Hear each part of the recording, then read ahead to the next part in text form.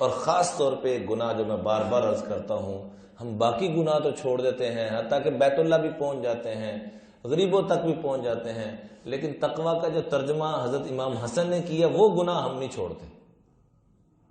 اور وہ کیا تھا کہ دوسروں کی خامی نظر نہ آئے، اپنی، ذرا سارے فرما دیجیے، اپنی کیا نظر نہ آئے، اور دوسروں کی، ہمیں نظر کیا آتی ہے ویسے، اور بولو تو صحیح، اپنی خوبیاں، میں فلاں، میں کیتا ہے۔ اللہ کہتے ہیں تم نے سب کچھ برباد کر دیا اگر تم یہ کہہ رہے تو تم کون ہوتے کرنے والے؟ لا حول ولا قوت۔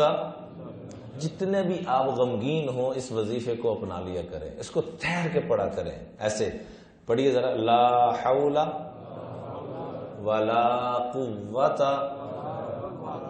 الا باللہ۔ اس انداز میں آپ اکیلے بیٹھ کے صرف 10 دفعہ پڑھ لیں، اللہ کی قسم آپ واضح محسوس کریں گے جیسے سارے غم، سارے پہاڑ اللہ نے اٹھا کے سائڈ پہ رکھ دیے۔ اس لیے اس کا ضرور اہتمام کریں۔